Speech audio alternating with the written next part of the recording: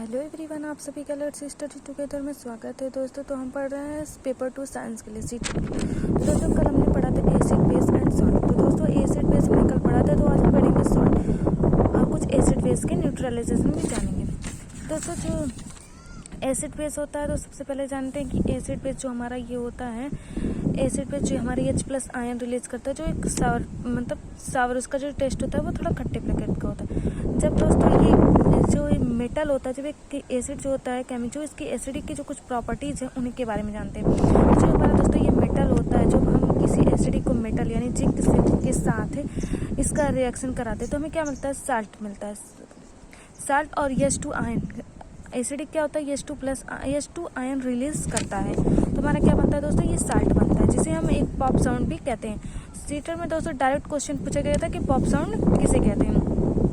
उसके बाद से आता है हम मेटल कार्बोनेट या मेटल हाइड्रोजन कार्बोनेट को जब हम किसी के साथ रिएक्शन करते हैं तो हमें सबसे पहले ये जानिए कि इसको जब हम रिएक्शन करते हैं तो हमें क्या मिलता है, एक लाइम वाटर मिलता है। ये मेटल कार्बोनेट को जब हम रिएक्शन करते हैं तो क्या होता है, एक लाइम वाटर। और जब हम तो रिएक्शन करते हैं तो हमें क्या मिलता है, साल्ट मिलता है। और ये हमें क्या रिलीज करता है, H2O आयन रिलीज करता है। और मिलता क्या है, हमें CO2 मिलता है, जो मेटल कार्बोनेट, यहाँ मेटल हाइड्रोजन कार्बोनेट।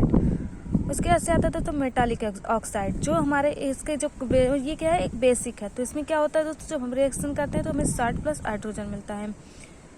तो दोस्तों ये हमारे थे कुछ। और ये जब हमारा बेस जो होता है, जो हमारा साल्ट प्लस H2O जो हमारा बेस है दोस्तों, तो इसमें जब हम न्यूट्रलाइजेशन करते हैं तो एसिड प्लस बेस क्या बनता है, हमारा साल्ट बनता है। और H2O का कुछ उसमें हीट होता है। ये जो हीट होता है दोस्तों, इसको हम एक्सर्मोथर्मिक रिएक्शन भी कहते हैं। तो इसको दोस्तों एक डायरेक्ट सा प्रश्न बनता है कि न्यूट्रलाइजेशन की फुल क्या होता है। एक फुल अगर हम उसको देखें कि केमिकल प्रोडक्ट क्या बनती है, तो क्या बनता है, अम्ल प्लस क्षारक प्लस लवण, जिसको हम साल्ट को जिसको हम लवण बोलते हैं, प्लस H2O आयन रिलीज होता है और कुछ ना कुछ हीट होता है, उष्मा होता है। उसके बाद से आता है दोस्तों कि मतलब मेटल नॉन मेटल ऑक्साइड और साल्ट H2 बनता है। उसके से acid base and natural salt. उसके से आता है कि एसिड स्ट्रॉन्ग एसिड, और जब एसिड जैसे हमारा जो दोस्तों साल्ट होता है वो 3 प्रकार का होता है, strong acid, strong base and natural salt. दोस्तों एसिड बेस एंड नेचुरल जो साल्ट होता है उसको जैसे कि हम किसी स्ट्रॉन्ग एसिड के साथ यानी हाइड्रोजन क्लोराइड के साथ और स्ट्रॉन्ग बेस यानी OH के साथ जब हम रिएक्शन करते हैं तो हमारा क्या बनता है, एसिडिक साल्ट बनता है।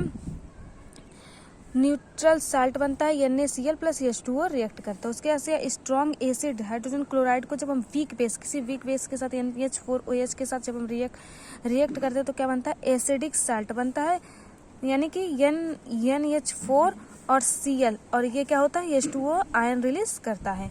और जब हम कोई वीक एसिड लेते हैं जैसे CH3COOH लेते हैं और कोई स्ट्रॉन्ग बेस के साथ NaOH के साथ रिएक्ट करते हैं तो हमारा क्या बनता है, एक बेसिक साल्ट बनता है और H2O आयन रिलीज होता है। उसके बाद से वीक एसिड, जब अगर हम वीक एसिड लेते हैं और वीक बेस भी लेते हैं तो हमारे क्या बनता है, न्यूट्रल साल्ट बनता है, जो CH3COOH या NH4 प्लस H2O रिलीज करता है। लेकिन दोस्तों हम इसको पहचानेंगे कैसे कि स्ट्रॉन्ग एसिड या स्ट्रॉन्ग, तो उसके भी कुछ डायग्राम, कुछ चार्ट हमने बनाया जिसमें आप पहचान सकते हैं कि स्ट्रॉन्ग एसिड क्या है, स्ट्रॉन्ग बेस क्या है। तो हाइड्रोब्रोमाइक एसिड HBr, ये हमारे क्या है, स्ट्रॉन्ग एसिड है। Hydroiodic acid, nitric acid, sulphuric acid.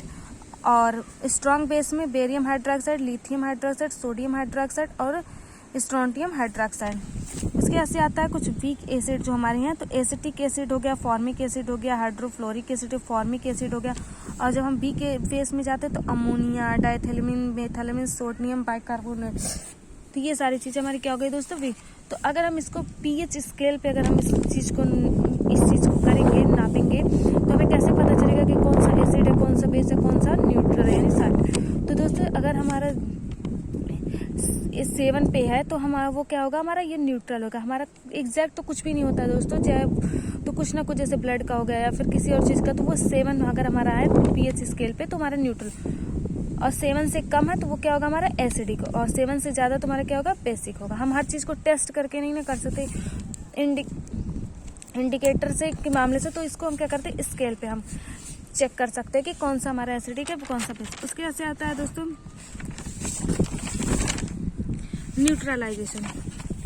Neutralisation जो हमारी उदासीनीकरण जिसको हम बोलते हैं। तो न्यूट्रलाइजेशन में सबसे पहले हम जानेंगे डाइजेशन। जो हमारा डाइजेशन है दोस्तों, यानी जो हमारा पाचन है, जब हमारे ये इनडाइजेशन हो जाता है तो हम इसमें इस्तेमाल में हम किस चीज़ का प्रयोग करते हैं, HCl का, जिसमें हमें एंटासिड को रिलीफ करते हैं, जिसका फॉर्मूला होता है MgOH होल स्क्वायर। तो दोस्तों इसे हम क्या कहते हैं, MgOH को होल ट्वाइस को हम लोग क्या कहते हैं, मिल्क ऑफ मैग्नीशिया कहते हैं, जिसका हम यूज़ करते हैं। उसके बाद से आता है दोस्तों टूथ डिकेज, जिसका pH अगर हमारा pH लेस देन 5.5 हो गया तो हमारे हमारे मुंह में क्या हो जाता है कि कैविटी हो जाती है। इससे तो हमें क्या होता है कि इसको हम pH को टूथपेस्ट उसको मेंशन करते हैं, मेंटेन करते हैं अपने pH को कि 5.5 से उसको लेस नहीं होना चाहिए। उसके बाद से आता है दोस्तों एसिड रेन। आपको नाम से ही पता चल गया होगा कि एसिड रेन क्या है, इसका pH दोस्तों 5.6 होना चाहिए। इसका एसिडिक रेन का जो फॉर एग्जांपल हो हम ताजमहल जान सकते हैं कि ताजमहल में जो हमारी एसिडिक, और अगर ये आंट स्टिंग जो हमें आंट जैसे चींटी होगी हमें काटते हैं तो क्या होता है, वो हमें लाल करके दिक्कत हो, उसमें क्या होता है, फॉर्मिक एसिड होता है। तो फॉर्मिक एसिड को मेथोनिक एसिड के नाम से भी जानते हैं, और जिसमें बेस होता है डॉग प्लांट। उसके बाद से ह्यूमन बॉडी जो होती है दोस्तों हमारा 7.0 से लेकर 7.8 तक कवर करता है। तो आई होप दोस्तों आप सभी को ये एसिड बेस एंड सॉल्व का टाइप 2 समझ में आया। Thank you for watching.